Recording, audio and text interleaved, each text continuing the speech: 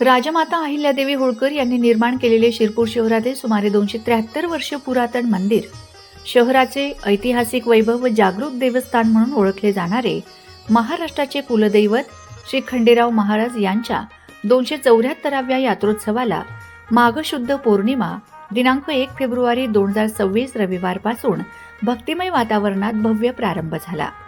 यात्रोत्सवाच्या पहिल्या दिवशी शिरपूर शहरात श्रद्धा, परंपरा आणि इतिहासाचे अनोखे दर्शन घडले।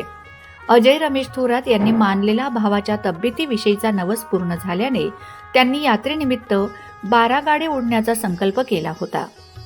या संकल्पाच्या पहिल्याच वर्षी रविवारी त्यांनी स्वतः पुढाकार घेत पंचक्रोशीतील भगतदादांच्या सहकार्याने 12 गाडे ओढण्याची परंपरा मोठ्या भक्तिभावात पूर्ण केली।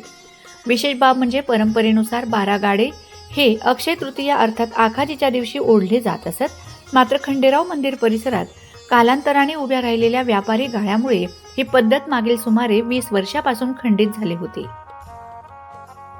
त्यामुळे ही ऐतिहासिक परंपरा केवळ आठवणीपुरतीच मर्यादित राहिली होती।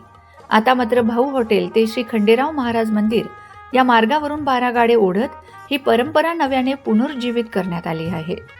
या घटनेमुळे भाविकांमध्ये विशेष आनंदाचे आणि समाधानाचे वातावरण निर्माण झाले आहे।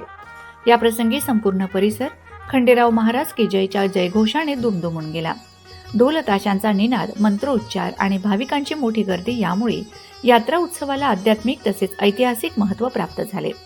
तसेच कार्यक्रम उद्घाटक म्हणून श्री केशव सावळे, पिंटूभाऊ शिरसाट, पिंटूभाऊ माळी, भटूभाऊ माळी, गणेशभाऊ सावळे, दादू चव्हाण सर्व मान्यवरांच्या हस्ते विधिवत पूजा करून 12 गाडी ओढण्याची सुरुवात करण्यात आली। उपस्थित मान्यवरांनी खंडित झालेल्या परंपरेला पुन्हा सुरू केल्याबद्दल थोरात यांचे अभिनंदन करत ही परंपरा भविष्यातही जपली जावी अशी अपेक्षा व्यक्त केली। शिरपूर शहरातील श्री खंडेराव महाराजांचा यात्रा उत्सव हा केवळ धार्मिक कार्यक्रम नसून तो शहराच्या सांस्कृतिक, ऐतिहासिक आणि धार्मिक परंपरेचा अभिमान आहे। 20 वर्षांनंतर पुन्हा सुरू झालेल्या 12 गाड्यांच्या या परंपरेमुळे यात्रा उत्सवाला नवे ऐतिहासिक महत्त्व प्राप्त झाले आहे।